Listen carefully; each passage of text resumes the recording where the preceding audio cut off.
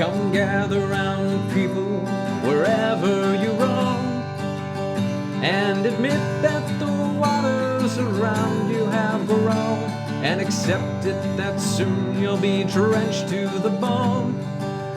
If your time to you is worth saving, then you better start swimming, or you'll sink like a stone, for the times they are a-changing.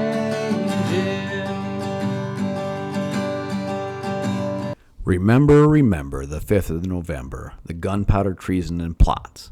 I know of no reason why the gunpowder treason should ever be forgot.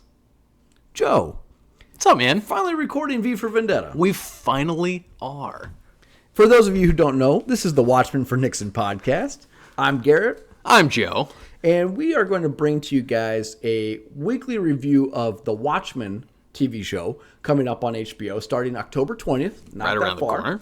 The only reason why we are reviewing this movie is we did a review of the Watchmen movie for this particular podcast. That's probably the only episode in our archive. Yep. You can go check that out. And we did promise you guys a review of V for Vendetta in the month of September, which we did not do.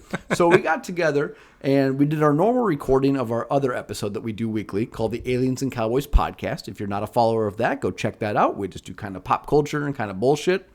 But again, here, V for Vendetta, I'm kind of excited for this. We're just going to kind of shoot the shit for a little bit and talk about this. Yeah. Our normal movies would be broken down by categories. We're not going to do that. We're going to throw that out the window and just kind of discuss this movie from start to finish a little bit and kind of some of the things that happen in between. One thing, Joe, I want to talk to you about is, to start off with, is initial thoughts on rewatching this film. So what were your initial... Sorry, 1 second, guys. My dog, Rookie, who has joined us, little German Shepherd, is being a little whiny little girl right now. So, Joe, while I take care of Rookie, you tell us, after rewatching this, what are your initial thoughts on this particular movie? Yeah, sure thing. So, the last time that I had seen this movie came out in 2005. So, I would have been in high school last I saw this. And I remember at the time, I had really, really enjoyed this movie. Thought it was amazing. Rewatching it, I still do like the movie. I feel the need to state that from the outset, but it wasn't quite as good as I remember it to be. Some parts were a little bit, I guess, overly campy, or at least more so than I remember them being, and that's not necessarily a bad thing even. It's just something that I had remembered it being maybe a little bit more serious in tone at certain spots, which it's not to say that this movie isn't serious. It tackles some pretty heavy themes, and there are, of course, some very serious things that take place throughout this film. But other than that, I also seem to have remembered there being way more action as well, which isn't a bad thing, that it's more of a think piece than I remember it being. I just, in my mind, had thought that those night fighting sequences and things of that nature were much more prevalent throughout the film, and rewatching this just the other day, I was like, oh no, there's actually not as many action sequences as I seem to remember there being, which, once again, that in and of itself is not a bad thing. It's just that the image and memory of this film in my mind versus the rewatch of it were two very different things is all. But that's just my take on it. Like I said, overall, still enjoyed it. There's a lot to break down in this movie. There's a lot to digest, a lot of very heavy themes. So when I, once again, mentioned that some parts of this are more campy than I remember them being, the overall tone of the film, still very serious.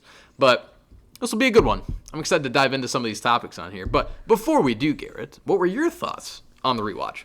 So I haven't seen this movie for a couple of years, and I remember seeing this in theaters. I saw it with Nate, one of our co-hosts of our other podcast. Yeah. We were in college. Apologies, not college. This would have been 2005.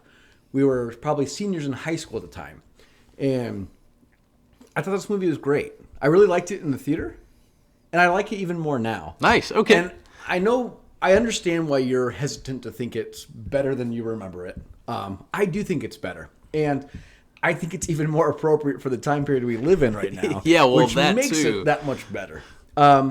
The performances are great, and I found myself really in this particular rewatch enjoying the portrayals of the Norse Fire Party. Prothero and Creedy and Chancellor. What's his name? Sutler. Sutler. That's Yep. right. I found myself really enjoying those particular characters who you maybe on the first time you watch this obviously think they're just horrible people, which they are. But the performances were great. John Hurt, especially as Chancellor Sutler, was just awesome, which I didn't know this today. So in the comic, which never read the comic. I never have either. Let's establish that up front. Yep. For those of you who might be new, we're not big comic book people. But whatever. His name is last name is Susan, I want to say, in the comic book. Oh, okay. And so Sutler was a combination of Susan and Hitler. Learned that today. Didn't know that. Thought that was interesting. Interesting. It's a good little movie trivia there. Yeah, that's right. But I did really enjoy this movie. And what's funny is because this is a Watchmen podcast that we're going to talk about, I'll get into this later, but I really prefer that they were making a TV show about this particular film than they were about the Watchmen movie. So yeah, that's right. We'll talk about that. But, some of the things to talk about in this particular film it is definitely a movie of its time. So this movie came out in 2005. And immediately it was considered to be a rebuke or critique of the Bush administration, the war on terror, surveillance, the Patriot Act, rendition, Abu Ghraib prison, treatment, just a lot of particular controversies. Do you still think that was, I guess, an accurate representation? Maybe a little overblown? What are your thoughts on that? The political climate that this movie came out of in 2005, Joe? Sure. I mean, I think looking back, especially now that we can look back and analyze this a little bit more, I think it's obviously a product of its time, I guess. Whether or not the degree to which people thought some of these things were happening, it's very clear that that's what was on people's minds. And that's something that is reflected in the film as well. It's interesting you bring this up, actually, because Alan Moore, who wrote the original comic, who also wrote Watchmen, hence why we're covering these two different topics, but he criticized the fact that it actually used the film as a vehicle of sorts to kind of attack, if you will, the Bush administration. Let's say critique the Bush administration, some decisions and some policies that had been implemented at that time when he had originally written it about a completely different moment in time. So keep in mind the film version of this as well. While it came out in 2005, I believe it set future forward in 2032. Correct. I believe 2030s. 2030s around there. Sure. Whereas the comic is set much earlier than that. 1980s. Yes, I believe so. 80s or 90s is where the comic is. So when Alan Moore was originally writing this as well, what was influencing him is much different than what the film adaptation ended up being influenced by and what the film adaptation chose to critique. I get where Alan Moore's coming from with this, since obviously his original vision, and he is on the record on multiple occasions of rallying against any film adaptation of his comics, or of his graphic novels, I should say, as well. So probably no surprise that he had this critique of the film. But it's just, I think both are products of their time. When V for Vendetta, the film, was being made, that's obviously what was on people's minds, so you get some influence from that. When Alan Moore originally wrote the comic, it was a completely different environment that he was writing about. So you're going to get two different takes on what a fascist state looks like, and how some would call him a terrorist, some would call him a freedom fighter, would act in response to that. So. Okay. No, good point. Yeah, well, and we'll touch back on that a little bit later as far as the time period, because like I said, in today's political climate, I think this movie is perfect. And I think this movie is, like I said, if I could choose between The Watchmen, which I enjoy, and this particular film, V for Vendetta, I would much prefer the V for Vendetta TV show to have been made by HBO. I think it would be amazing. Oh, yeah, I think it'd be great. Yeah, what I want to kind of move, like I said, we're not really following our normal categorical breakdown, so it might be a little choppy. Apologies for that. We're just kind of shooting the shit here for you. I thought about this movie, and the synopsis of the movie, if you haven't seen it, I don't know why you're listening to this particular episode of the podcast, but if you haven't seen it, thank you for doing so. Yeah, we appreciate that. The premise of the movie is that there is a character named V, portrayed by Hugo Weaving. He wears a Guy Fawkes mask in reference to a former, I should say, terrorist in England. Yeah. I don't know the exact date of his event that he was doing this, but he was trying to blow up Parliament. The year? I don't remember the year, but I'll just say yeah. But November 5th, right? Yes, was the day, exactly. Right? Guy Fawkes Day, right? That's what I was saying. Either way, both. Either way. Sad part is we're both history majors. Yeah, I know that is sad. And anyways, this particular character is considered a domestic terrorist to the North Fire Party, which is the political party in charge of England at the time in this post-apocalyptic world. And he befriends / saves / falls in love with a girl named Evie Hammond, who is portrayed by Natalie Portman. Yeah. And the story is about her radicalization, essentially, and his revenge on the particular people who, caused mass killings, caused mass genocide, caused medical mistreatments and malpractice on many people to gain political power. And again, it's on V, and we don't know anything more about him beyond his name. He just calls himself V. And Correct, like yeah. I said, Evie Hammond and her radicalization. And essentially, the story goes from complete dictatorship and communist, or really dictatorial power of the Norse Fire Party, which is a Nordic take on the Nazi Party. And it's transitioned straight all the way over to anarchism by the end of the film. Since they essentially take out the leaders and the governmental structures and the institutions that exist. So, interesting movie. And like I said, very apropos for the time period it was made, very apropos for today. What's your opinions on V? Yeah, this is something else that I happen to probably analyze a lot more closely on a rewatch than I ever picked up on when I would have been, 15, I think, in 2005 when this first came out. Anyway.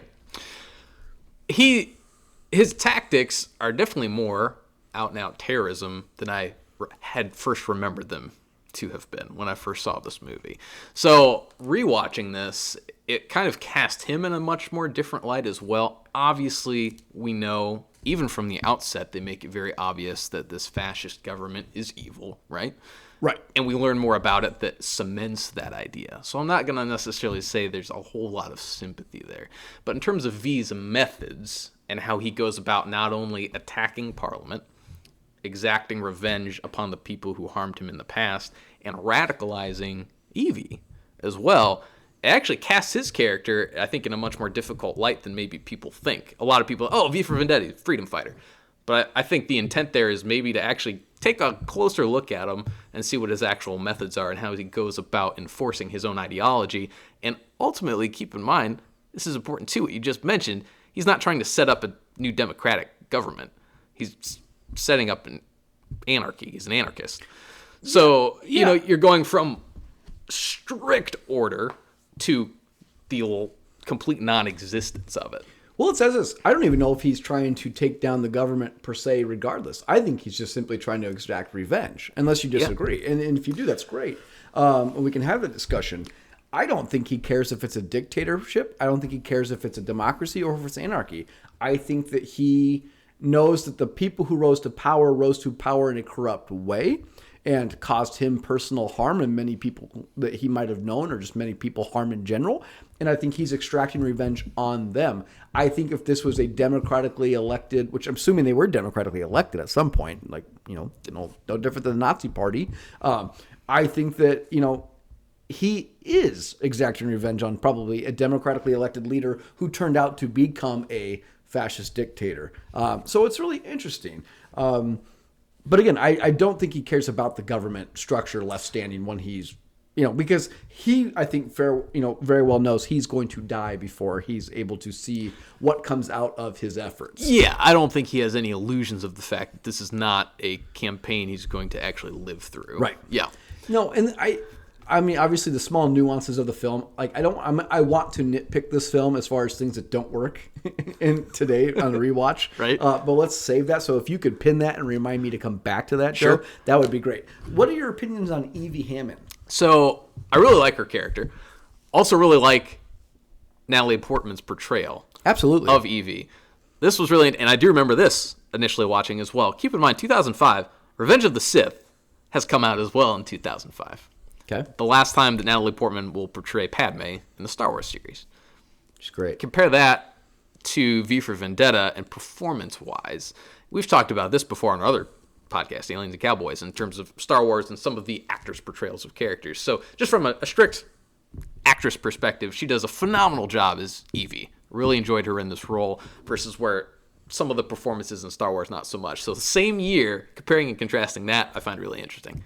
Anyway, the actual portrayal of Evie, I think that's really pretty nuanced too, because you are taking a character who movie-wise, this is different in the comics as well, which try not to go too far down that rabbit hole, but at least in terms of the movie, she's out past a curfew at the beginning.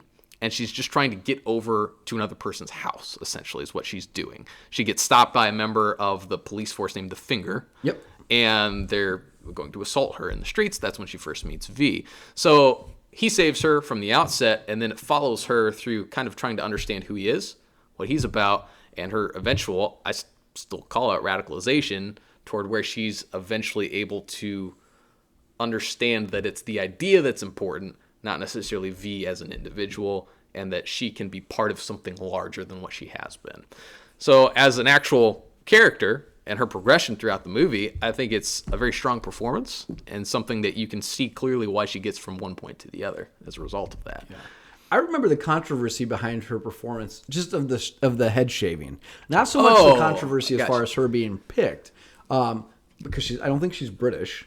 If I remember No, correctly. she's not. She does work with a voice actor, I want to say, on this particular film. Okay, But gotcha. I remember shaving her head, and it was interesting because the only time I could think of a female shaving their head for a role was probably Demi Moore in G.I. Jane up to that point. Okay. Obviously, I think it works very well for her, and it ages very well for the time period of today. Right. My question, though, is... Oh, sorry. Let me give you my opinion on Evie, and Yeah. I want to ask you a question on believability of Evie following V. Sure. I think she is fantastic. And you might have brought this up at an off-microphone discussion. Her radicalization is interesting because when he first meets her, she obviously is A, scared of him. B, she is thankful that he saved her. So she tries to get away and not go home or go to watch the demolition of the Old Bailey with him. She'd like to just leave. Yes. Because she was on her way, I believe, to see Dietrich.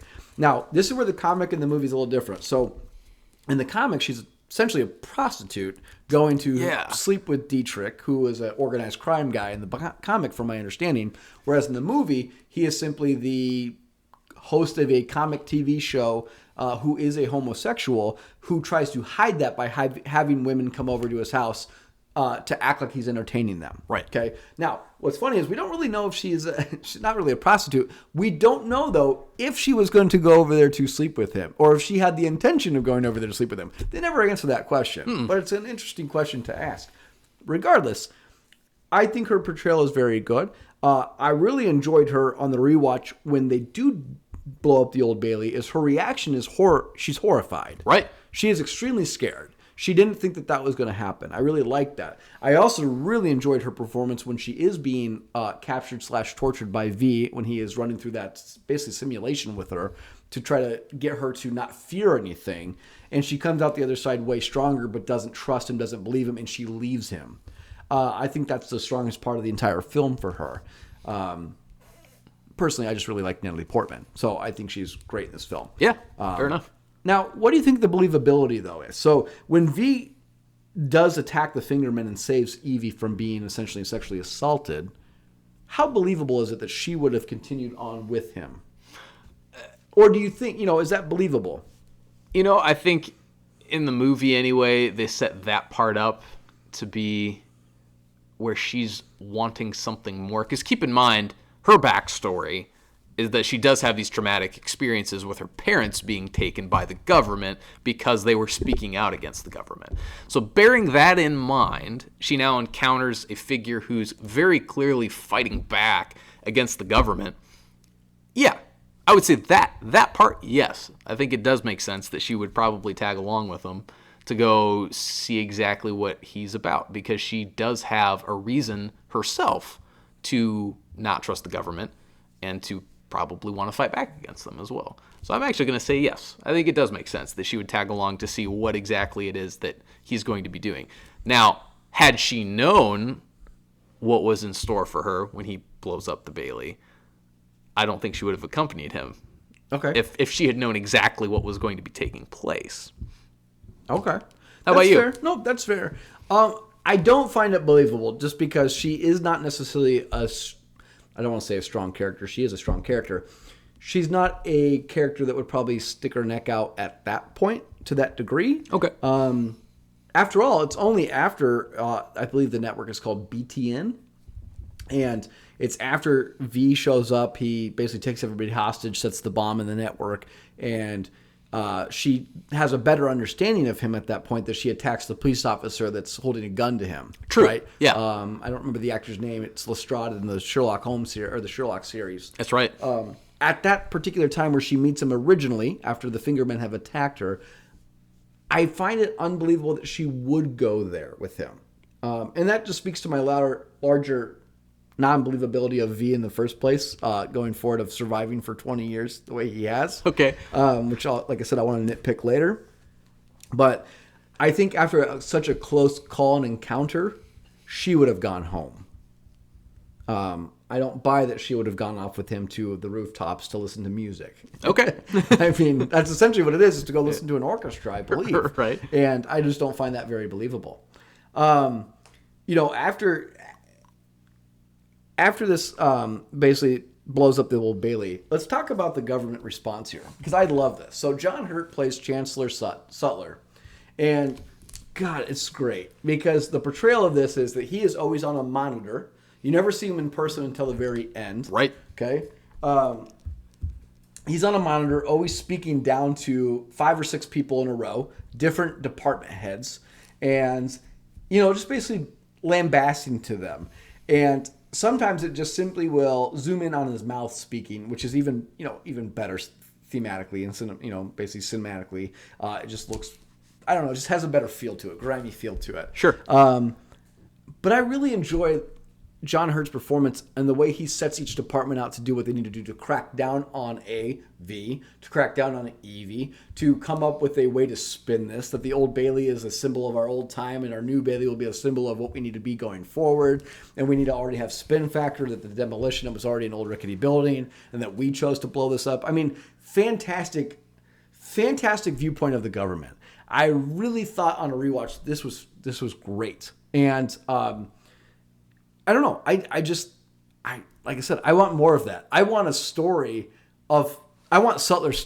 I want a story of how Sutler came to rise. I know we get the V story and we get the arguable, what's the police officer's name? Do you know? Remember the police officer? The lead detective? Yes. Remember his name? Oh, man, I'm drawing a blank. I'm so sorry. No, that's okay. I could probably find that out too. But once we get his story as well of Sutler's rise, I want Sutler's rise. I think it's such an interesting story. And like I said, it's a great portrayal by John Hurt, because he's a fantastic actor. Oh, yeah, definitely. I don't know. What are your viewpoints on the way that the government responds to everything? Because I really like, is it Prothero, who is the arguable Bill O'Reilly of this organization? Yes. And, I love how he basically is barking out mad on TV, talking about send the wheat barrels back, dump them into the river to pay back for a tea party that they threw over us once, and that there's a civil war going on, and we don't want to talk to the Americans. We don't need the Americans. Just classic. I really enjoyed it. What are your thoughts on the government response to the blow up of the Bailey? Yeah, I think it obviously provides some interesting insight into how a fascist government would probably respond in the event of a situation beyond their control that they're now having to come up with, in their mind, what should be a reasonable explanation that people will believe. So to get that knee-jerk response in real time, so to speak, like immediately following that event that takes place, I mean, the scene, yes, with John Hurt especially as Sutler, I think he really pulls that scene together. And as that figure always talking on the TV screen, I think that his portrayal of that adds a lot of strength to what they're trying to accomplish overall. And it makes it very scary as well, because it shows how easily they're able to manipulate the information that they're distributing amongst all of their different viewers. And of course, they have control of everything. They have control of the networks. They have surveillance around the clock on just about anybody that they'd ever need to listen to. So it's kind of terrifying to see how much power that they've consolidated and what they're able to use as influence to basically hold these people hostage. It is great because the portrayals, the little nuanced things I picked up this time I didn't necessarily pay attention to on obviously watching 2005, but probably watching it just for fun any other time, is I love that Sutler's photo is hanging in all the homes. Yes. And the old folks' homes. I love the flag of the Norse Fire Party is hanging up next to it. I didn't really pay attention to the fact that they were actually being extremely heavily surveilled with trucks that are driving by outside recording everybody's conversation or eavesdropping on them. Yeah, exactly. But it's also the BTN network. When the BTN network gets attacked by V, and he attaches the bomb to basically the switchboard or whatever it is. And again, whoever the director of it is arguing with Sutler on the phone that they have it's patched into every home network, that there is no alternative because that's the way that this government message gets out. And it's more important for him to potentially die trying to defuse the bomb. And it is Eric Finch, the character's name. Oh, yes. Thank you. There's a great commentary or a great kind of back and forth where he says, do you know what you're doing? You know what I mean? When he's trying to defuse this bomb. And luckily he does defuse it somehow. But it speaks to basically this such grasp and stranglehold that they have on there is not only can they spin it, but through Prothero as the voice of London, the BTN network, the surveillance trucks, it's basically God Save the King, right? In 2000 whatever it is, 2005. It's just absolutely classic. But this particular movie is very heavy thematically, and a lot of the themes that they have in this, are political, surveillance, fear of terrorism, and it's not hard to think of false flag operations. At the time, people were thinking that 9/11 was an inside job. Islamophobia, homosexuality. This movie has a lot of those commentaries on that, right? The Larkill, the organization that basically they start capturing people who are essentially political dissidents, and they put them in this detention center, and they start running, experiments on them. Yeah. In turn, taking that experiment and turning it into a virus at the St. Mary's and the Three Waters and the Tube. It speaks to fear. And so let's talk about fear then. Do you feel like this movie does a great job of building that fear that you could understand how citizens of England would give up their rights and security to the Norse Fire Party? In terms of the movie setting that up, I don't think it does a great job of establishing that, actually. Okay. Which would be one of my critiques of the movie, I guess. They do a little bit toward the beginning, right? They kind of have those explanations of what's going on. Nuclear war that's caused, I believe initially it was between Russia and the United States. Britain basically de-arms themselves of anything weaponized from the States, from the United States, which is why they actually are not a target of this. Correct. So, in terms of setting that up, knowing the backstory behind it, I guess you can kind of understand why people might be giving up some of their freedoms for this security from the government.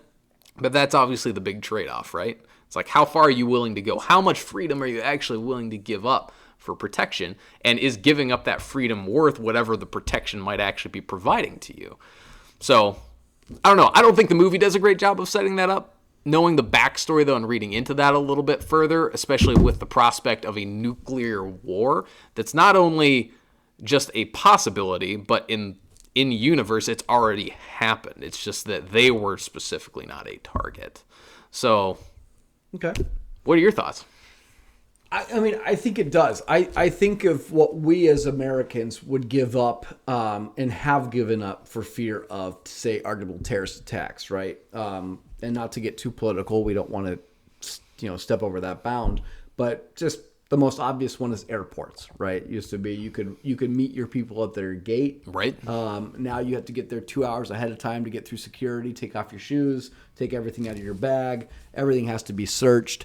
And I think that's one of those things that we just, if you were to talk to people pre-2001 that have ever flown on a plane, and then talk to people, talking to people about what it used to be like to fly on a plane, they would have no concept of that. They would think that that's ridiculous. They would probably question, well, weren't you ever worried about this to begin with, right? Like the idea that we would never have had the security measures in place prior to that would have been kind of crazy. And if you look back and think about it, you're like, yeah, that's kind of odd because the 9/11 hijackings aren't the first time that planes were hijacked.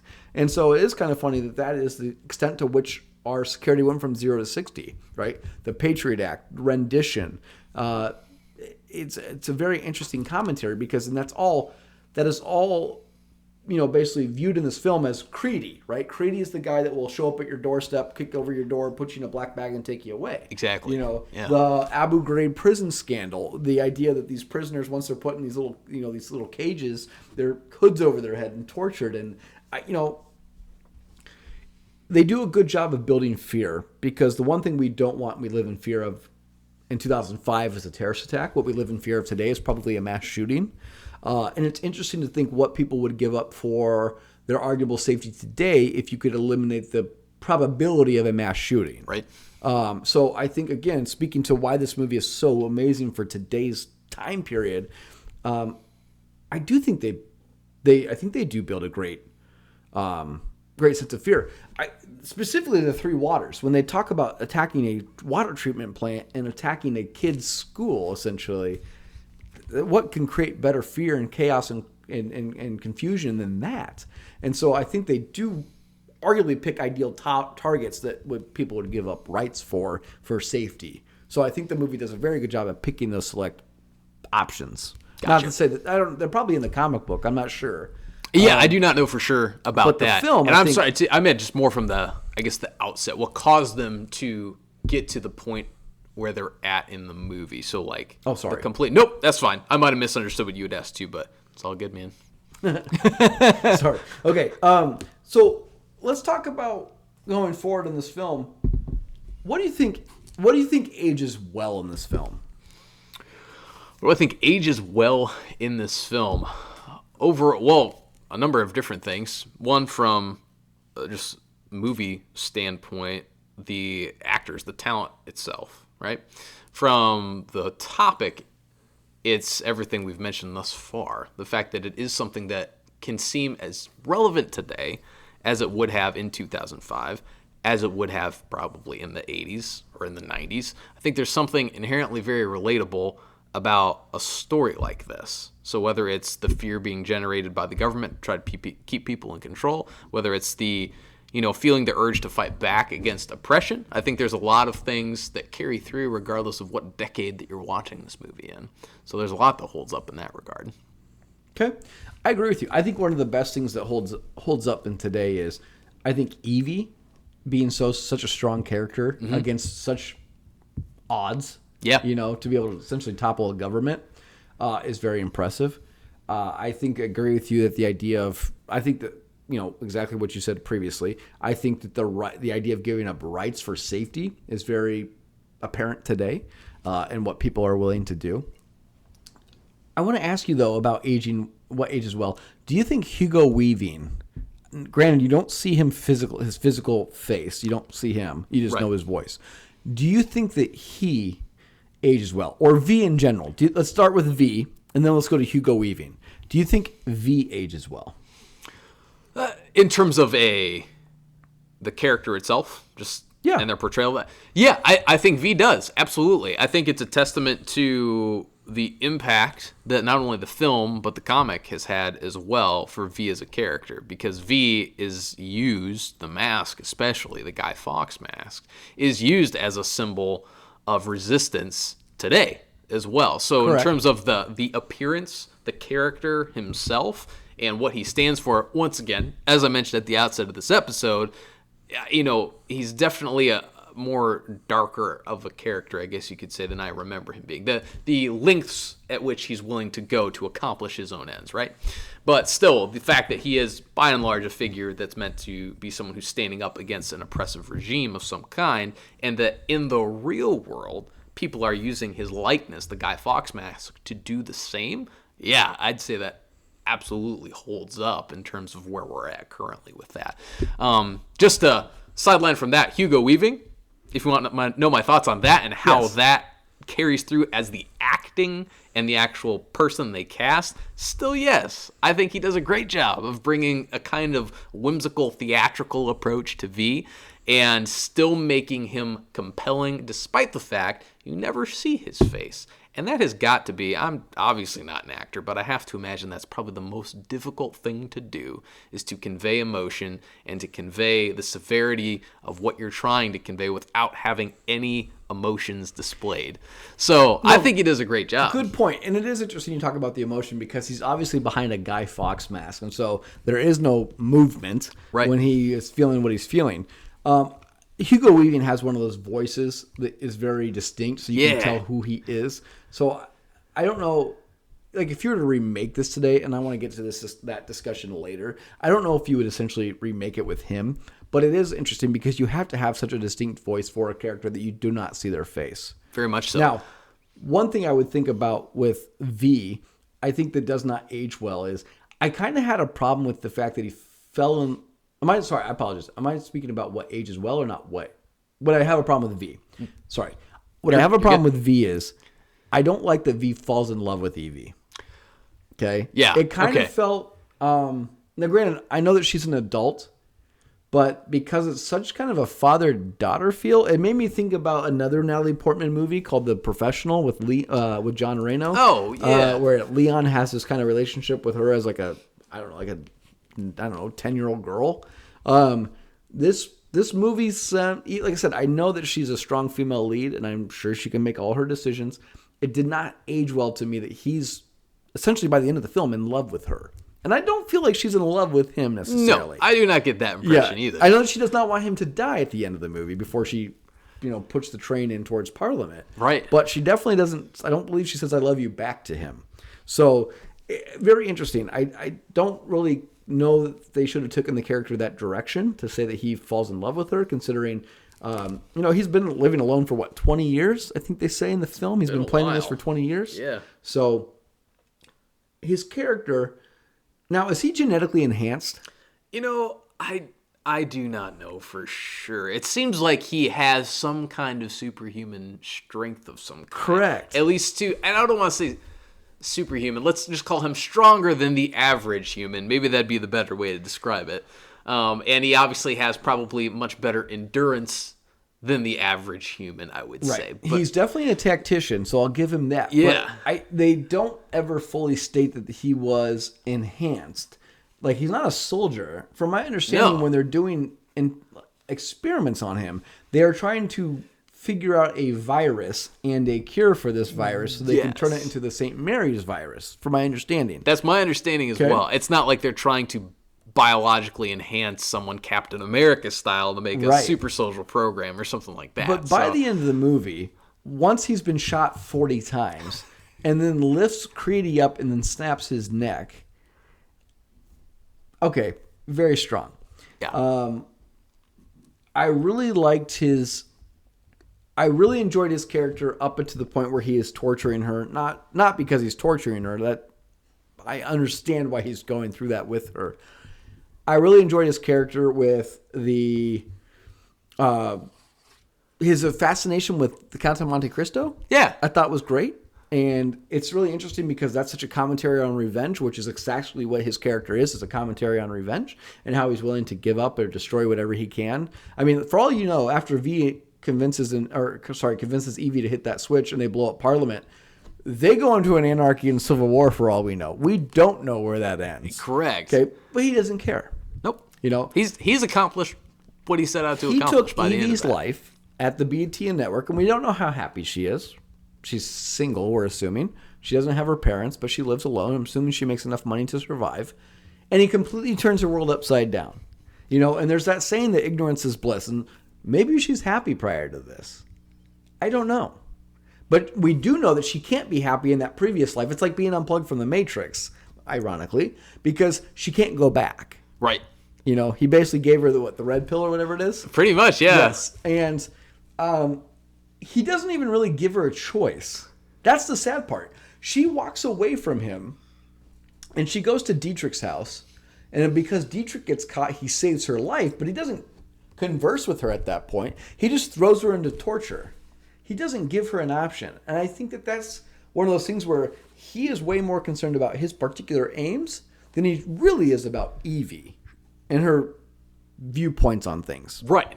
And that, I agree with you completely in that sense. That's where, once again, rewatching it and picking up on things that are very obvious, of course, on a rewatch, make his character a lot less likable for some of those things as well. So, once again, the popular image of him as being a freedom fighter, someone that you can rally behind, seeing what he's willing to do to further his own objectives, is pretty dark, pretty sinister. The fact that he is willing to torture Evie and put her through this horrendous experience, in his mind to make her stronger, right? And in his mind, I'm sure to make sure that he is getting someone who will follow him, quite possibly as well. But that makes his actions seem a lot more insidious. So he's a lot less likable to me anyway, for the things that he does. Like if they hadn't had that portion, if he's not willing to go that far in order to convert Evie essentially to his way of thinking, he'd probably be a more sympathetic character. But the fact that he is willing to do that he's willing to torture Evie, to radicalize her essentially, I think that casts him in a completely different light. They also bring up the fact where I think he's about to leave her as well at one point, and he chooses to not. He chooses to go back for her, to save her. It's in the news station. Yes. Where after she gets knocked out, essentially. Yes. And so they're watching him on the feed, and it's like he's contemplating leaving her, like what should he do? And then he does end up taking her with him when he leaves. Yeah. So, he's, I don't know. It's those portions of the movie that speak to parts of his character that are not exactly the most shining example. Okay. Now, one thing the movie does that's really interesting is once he puts her in captivity, he recreates this jail cell, right? This I don't know, this prison. Yeah. Now, when I get to nitpicking this, I'm going to nitpick this, but whatever. I'm fascinated by the story of Valerie. So Natalie Portman finds the note in the jail cell, which the rat's living in the little hole. Yeah. Now, he obviously takes a wager that she's going to put her hand in there and pull that note out. Doesn't know that, I don't know how he would know that she would have done that. Personally, I would not have stuck my hand into a rat's hole, like a rat's, hole in the wall, just to see what's in there. So good for him to hedge his bet that she's going to do that. Gotcha. But the story of Valerie is really interesting. So the story of Valerie in the movie is that she is a former cellmate, or essentially neighbor, of V when he's in captivity. Yeah. She is a lesbian who grows up living in England. Doesn't have a lot of friends, goes through heartache, comes out to her parents. That's a disaster. Falls in love, breaks up, falls in love, breaks up, falls in love with another actress, and she's an actress. And they're watching in real time as she's growing as a person. The events change around her, right? The Norse Fire Party comes to power, that they start kind of labeling anything that's not pure essentially to be outlawed. Her wife, I believe, or her girlfriend, I don't know if they're married, gets taken when she's shopping for groceries. Right. Valerie, basically goes into a deep depression. When they catch her, she's just sitting on her couch. She knows it's going to come. Right. She's just waiting for it. And she writes this story basically talking about how, she's writing to whoever she can so that she's not broken spirit. Even though she does die, you see that she is killed in the film. And she writes this story to whoever is going to be able to read this, that, even though she's never met them, even though she'll never talk to them or hold their hand or kiss them or hug them, that she does love them. And it was such an interesting story because V takes this note, recreates it, puts it in this recreated prison, and lets Evie find it so that she can kind of use this as her beacon of hope. And I want to know what your thoughts on this story with Valerie is. And you find out that it's true, that V says that he knew her, that she lived essentially she was in the cell next to his at Lark Hill, and that she was a real person and her struggle was real, and just like many other people. So what are your thoughts on Valerie? Because it's really Valerie that shapes Evie, more so I think than V does. Okay. Yeah, that's a good way to look at that as well. And I think very clearly it is Valerie and her note that are fundamental for Evie being able to kind of survive that ordeal as well. So I really like that they have this entire part in there. I think it speaks to, obviously, the sense of hope, the fact that you have the ability to make someone else stronger through your actions, or in this case, through your words, essentially. I think that's a really powerful message. I think we're also supposed to take it at face value, kind of like you mentioned, that Valerie is real. I don't think V fabricates this portion of it anyway, that the note itself was real, that Valerie was next to him in that prison, so I don't think he's fabricating anything there. So you get the sense that Valerie has not only helped V survive probably his ordeal, but she's now in turn helped Evie survive hers. So I think it's a really powerful moment. It's probably a more powerful moment of the entire movie, if not the most powerful moment of the entire movie. Yeah. Because you obviously get to see what's at stake for Valerie and how she was oppressed and how things turned out for her. And it at the same time gives kind of hope for the future, though, as well. The fact that her words and her story lends power to Evie to be able to continue on and try to make it so people future forward from now don't have to deal with the same things that Valerie did. Okay. No, that's absolutely fair. Let's talk to one more thing before I get to nitpicking. So this... no, I have a lot to... I think this movie's great. I want to nitpick a lot of different things. Sure, hey, that's fine. There is a lot of stuff that's unbelievable in this film. So the plot, I shouldn't say the plot, the plan that V has is he hatches his plan and wants to wait 1 year. Yes. Okay, that's fine. That's part of my nitpick, but whatever. But he sends all these masks to all these people. And all these people don these masks, and it's really similar to, we covered and talked recently in a couple different episodes about the Joker controversy on the Aliens and Cowboys podcast. Right. And it's kind of reminiscent of that you have a lot of people that dress in the Guy Fawkes mask when they start walking towards, basically armed guards. Do you feel like that is a logical step to him take? Or what do you think of his strategy there? That he's going to try to make everybody Guy Fawkes. That everybody and nobody is V. That it is not a one person leading the charge. That this is a societal revolution. Right. It is a bottom-up revolution.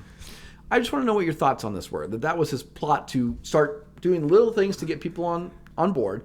But what we don't see is that for a year, we don't really know that he's doing this after the year's over. He just hey, go about your day, but in a year, let's meet November 5th. Let's meet and change the world. Yes. Yeah. And I'll send y'all, you're not going to know this, but I got a present waiting for you. Right. And it's a Guy Fawkes mask. And I'm just curious what you think of this particular ending.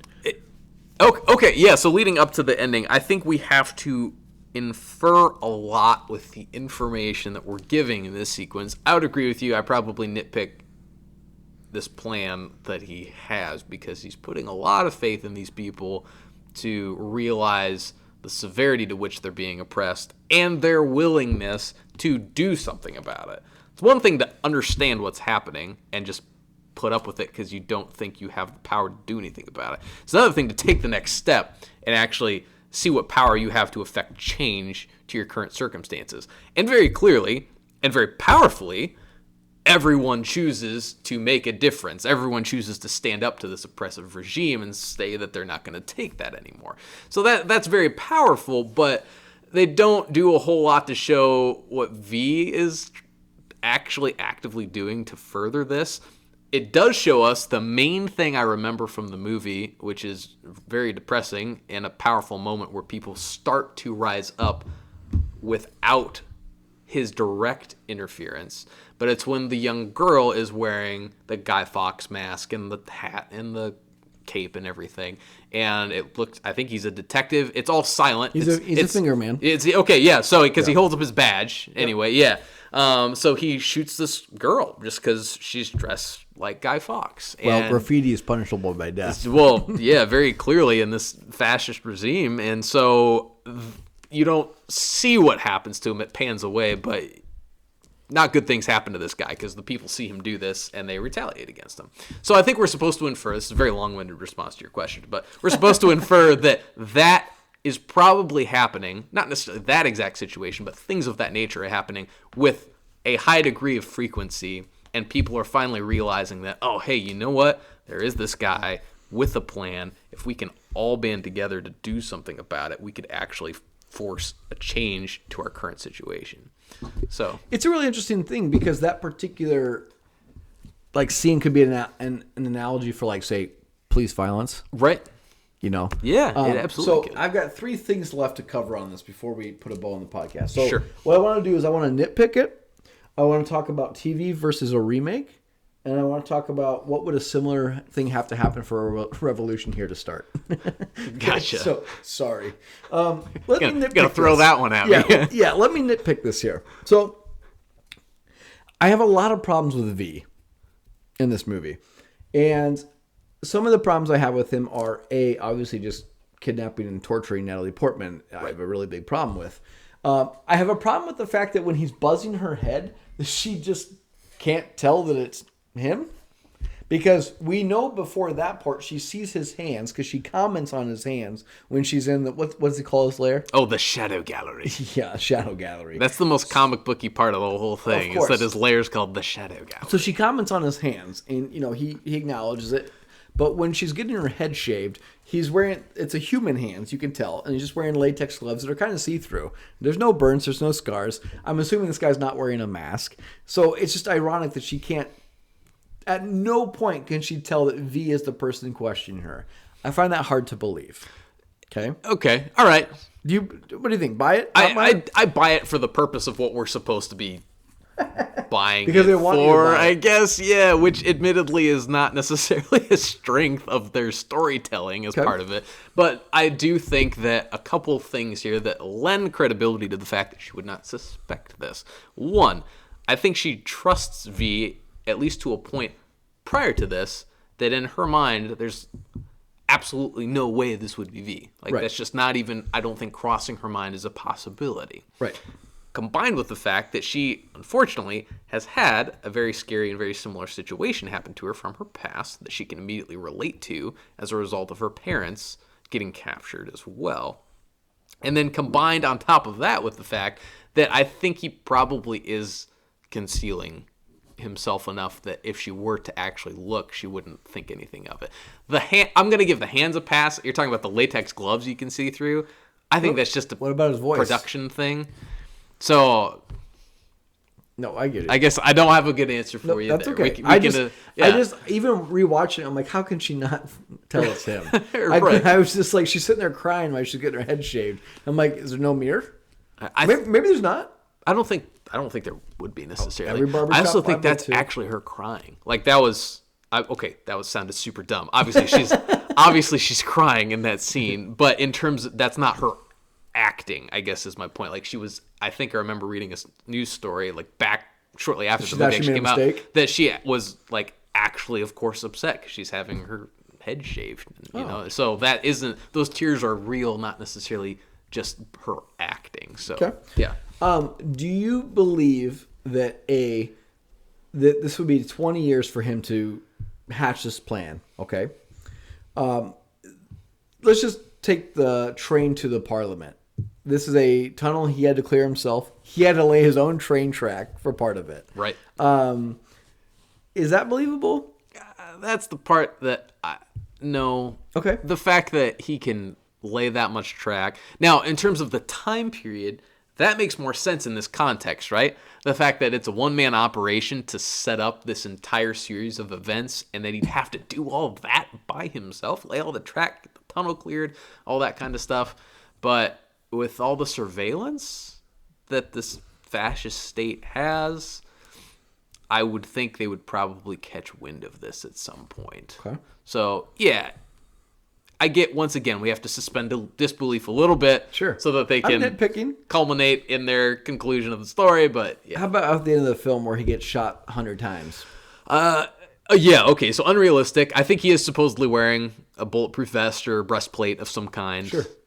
Which could, of course, explain some of the bullets not hurting him, but it's a little much. I never have understood that part, and this is also one of the things that I'd forgotten happened. I know he got shot a lot in that scene.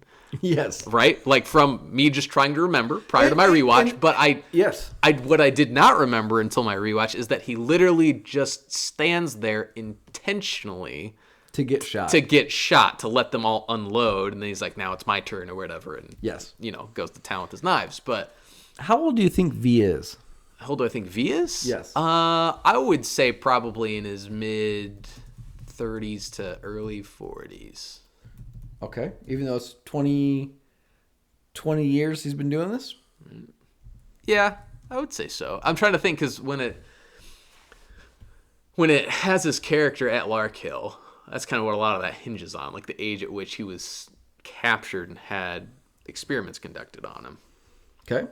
Because it's enough for it's enough time for him clearly to establish the skill set to lay his plan, to start making his plan put in action and all these things. So does it confirm that? Are you looking it up right now? No, you're good. Oh, okay. I was just What curious. I am asking, and I'm going to confirm the next question. Sure. How many dominoes do you think they used to set up that domino scene? That is sweet, though, man. I have no idea. Let's go with. Do you have this pulled up right now? Yep. Are you closing it? Let's go. Pressure. Let's do two questions. How many Sure. dominoes, and how long do you think it took them to set it up? Oh gosh. Okay, I'm gonna say it. And then we're going them, to say V set it up by himself, so we're going Right. to extrapolate that. I'm gonna say it took them a week to set it up, and I'm gonna say that it took 3,000 dominoes.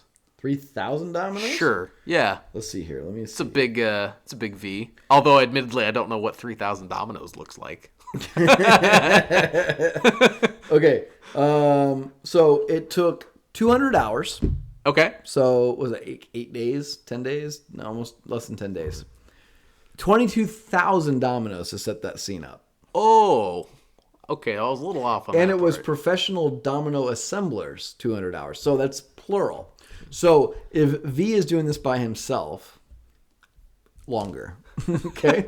Sorry, I Safe thought to about say that. longer. As I saw that Yes. scene, I'm like, I wonder how many dominoes he used. Right? It's pretty impressive. I know. That is such a good point, though. It's one of those scenes that your first time you watch, you're like, oh, holy shit, that was such a cool scene. And then thinking about it practically, it's like, oh, well, yeah, he would have had to take the time to do all Yeah, that. of course. Yeah. Okay, All right. so I'm Well, done. anyway. I'm done nitpicking V. So All let right. me nitpick a couple other people. Let's nitpick Evie for a minute.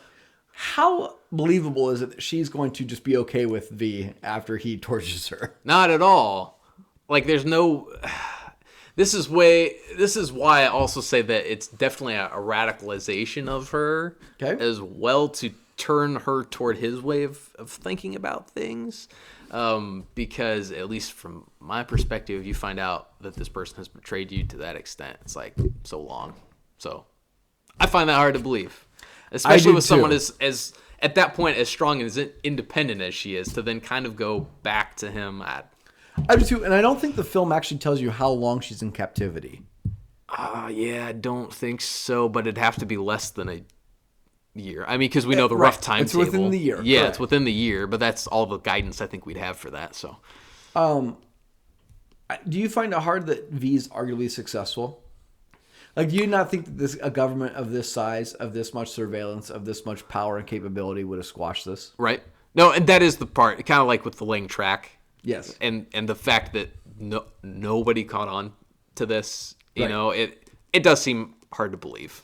Right. So once again, to service the story, of course, I get it. Yes. But the fact that this police state, this fascist state that has complete control, complete stranglehold on their entire population, can't figure that out is kind of Yeah. unbelievable. Okay. But yeah. Trying to think if I have any more specific nitpicks. I probably don't. Let me ask you this. Sure. So, we briefly mentioned here already on this particular episode, I would prefer this as a TV show rather than The Watchmen. Would you prefer a TV show for V for Vendetta, or would you prefer another movie remake? Oh, between the two, definitely a TV series. I agree. I think the depth of a TV series could be fascinating because we mentioned this briefly I think we were at work today. I think you could do multiple seasons and have multiple seasons where, so season 1 ends with V dying, Evie picking up the mask. Season 2, she is V. Yes. Season 3, somebody else is V, and it continues to move on as it's an ideal. The other thing I thought would be fascinating is, likewise, during the entire time period, you could do a separate timeline where you follow Valerie's story, which I thought would have been really great. Or you could do one season where you follow Valerie's story, another season where you follow Eric Finch's story, the detective, Yeah. and maybe another story where you follow Sutler's rise. I thought if you had these different timelines, a story on a TV show basis would be extremely fascinating. Yeah, I agree with you because I think there's a lot of different stories to tell based on the type of characters that we're introduced to in this movie. There's a lot of history to fill in. So in terms of Yes. Sutler's rise to power, as you mentioned, what events, I mean, they're briefly mentioned, but kind of digging into those conflicts, digging into this nuclear winter, essentially, and how they get from that point. So yeah, there's a lot of different storylines that they could do. If they don't do different timelines, they could do converging storylines of some kind, of course, between maybe different cells of resistance of some kind too, that ultimately come together. Maybe you have, obviously, then the concept of multiple Vs, not just at the end of the series, but you have multiple people donning that mask, kind of like toward the end of the movie, Right. that form some kind of resistance group together and are always wearing the masks too. I mean, you could do so much with it, and I think that's the point. There's so much content there that I think could be used to create a very timely and a very compelling TV series out of it. So I don't want a remake of it. I think the movie still stands. I think it's still a great movie. And I don't feel the need for a remake. But a TV series, yeah, I could get behind a TV series. Now, in October of 2017, Channel 4, which is a British network television channel, was developing a TV series based on this. Did that ever get off the ground, though, at all? As far as I know, no, because I've never heard of it. I have not either. I'm pretty up to date on television shows, I would think. No, as far as I know. Last question, and we can put this to bed unless you have anything else to talk about. Sorry, like I said, we've done 2 podcasts tonight, so we're a little bit, like I said, this is a little choppy compared to what we'll probably do for the ongoing episode for The Watchmen. What do you think would it take in America for a similar reaction to take place, or basically for the people to revolt against the government? Oof.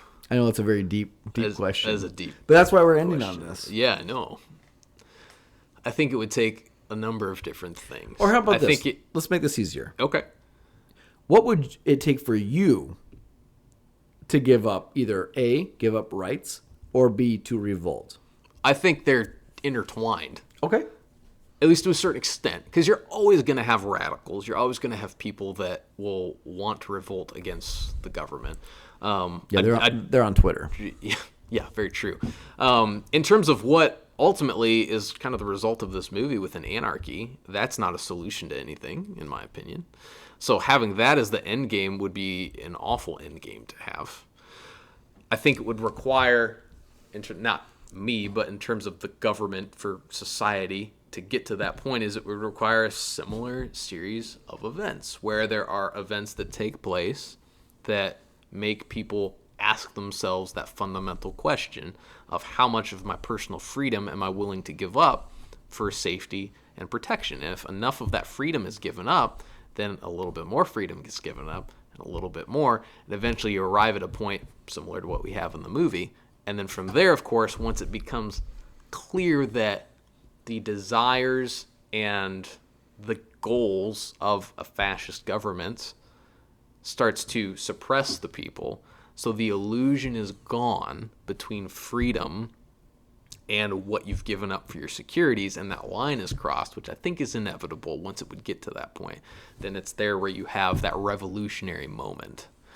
I think we're hopefully a long ways off from that. Hopefully that never happens stateside. I would agree with you, but one thing we have now that we did not have in 2005 or 1980s, based on the comic, is the internet. Right. I mean, like, we didn't have the internet in 2005, but not to the extent that we have the internet today, and smartphones, and TV, and plethora of television shows, and just so much entertainment to prevent us from revolting. Right. I mean, I agree with you. I'm curious of, like, if another 9/11 happened, what would our reaction be, and what would we be willing to give up? And if that's a 9/11 based on, say, terrorism or domestic terrorism, I shouldn't say foreign. I should say foreign terrorism versus domestic terrorism. I think it would be really interesting what we'd be willing to give up and what we would say no, not ready yet. Yeah, well, and I think we're confronted with that, as you had mentioned as well. Now I'm blending our podcasts together. I don't know if it was on Aliens and Cowboys or on this one, but in terms of gun violence and the unfortunate prevalence of that, how far, or really, what are we willing to do to try to make things better for that? And that's a whole different topic of conversation. Right. I'm not going to get into that. People have all kinds of opinions on that, of course. But it's an unfortunate reality that we live in here, where that's something that is talked about often. And that's just one example of many in terms of what are we going to give up for what we hope would then be a safer society. It's a heavy question, man. No, it for is. sure. Yeah. Trust me, we're going on towards midnight here, But a couple beers in, so it just gets deeper that way. yeah, well, I mean, what I was going to mention to you as well is that is important to bring up, especially with the internet and the ability to organize in a way that had not previously been possible prior to the internet. I agree with you that the ability to organize and connect, but it's also the ability to just simply throw your opinion out there and not care. Sure. Like, it's your ability to be like, on Twitter, I can throw the grenade and be like, yeah, down with the man, but like, I'm not going to the rally. You know what I mean? Right. Like, I'm just Oh, tweeting out keyboard support warrior for the kind of virtue thing. signal thing, right? Yeah. Right. It's keyboard warrior. Yeah. And you know, I don't have Facebook, but I love Twitter for that purpose. Like, you just go in some rabbit holes on some comment sections on Twitter, and it's just horrible, but so entertaining. Right. And it's like an Xbox Live chat room. It's everybody's the toughest guy in the room, or the most racist guy in the room, or the most sexist, or misogynistic, or feminist, or whatever it is you want to talk about. They're the absolute, like, to the max extreme on one side of it, and they're just letting you know their opinion. And it's just great to give them yours. Throw that grenade right back at them. That's a complete digress. But to put a bow on this film, this movie, like I said, is great. It was great in 2005. It's even better now. It doesn't get talked about as much. And I'm curious if Channel 4 will make the TV series. Yeah, I don't know. I'm very interested. But I'm also don't want that to take place because I would rather, and maybe Alan Moore's not optioning out rights anymore, because I would prefer that this particular film or series be on an HBO, be on an Amazon, Gotcha. be on something where it's not going to be PG-13. It needs to be rated R, because the themes that they're going to tackle are extremely serious. The violence that will take place in this type of film is extremely serious. And I would much prefer that HBO take this, because I would trust HBO to do something like this. Yeah, well, and you know what? It's entirely possible, man. Let's just say that Watchmen has the run of some of the other HBO shows has. Yep. It's entirely possible that this is the next thing in their hopper, and they already know that. Right. Especially if Watchmen does well, I would not be surprised if we see a V for Vendetta series of some kind within the next 10 years, let's say. Right. And I think the Watchmen will do well. I think it will. We're very excited for that. Yeah, we are very excited. I know we've been talking about V for Vendetta, obviously, because another, written by Alan Moore, as was Watchmen, so we're wanting to tie some things together, but we're super excited to be covering Watchmen here, coming up very, very soon. Yeah, that's coming up in what? It's the 9th, so about 2 already. weeks? Yeah. Yeah, so that episode, so the episodes will come out on Sunday evenings. Our podcast will go Monday night, so you should probably receive it Tuesday morning first thing, if not late Monday night, if you're up that late. We are going to cover that weekly basis, and I'm assuming it's going to be about 10 episodes. Most HBO shows are. So. Yeah. So we're really hoping you guys stick with us with that. Give us feedback. We'd like to hear from you guys. If you have questions or comments, you can email us. We're at aliensandcowboys@gmail.com. You can follow us on Twitter at Alien and Cowboy. We do run another weekly podcast that's going to go on all through the year, not just covering the Watchmen show. It's called Aliens and Cowboys Podcast. We talk about pop culture. We talk about movies. We talk about TV shows. We talk about a lot of different things. So we have a pretty decent archive if you want to go back. We did some movie reviews. We pivoted to pop culture. Episodes now. That's right. We just did our 43rd episode tonight. Yep. So we recommend you go out there, give us a review, leave us a 5-star rating, tell your friend, tell your mom. Don't tell my mom. And let us know what you think. We like to interact with you guys. But we will be back on this particular podcast, Watchmen for Nixon. We'll be back for basically October 21st for our first recording of the pilot for the Watchmen series. Yep. Very excited for that. Hope you guys join us on Aliens and Cowboys. That's also every Wednesday night. So hope to see you guys then. If not, we'll see you on the 21st. Cheers. Cheers.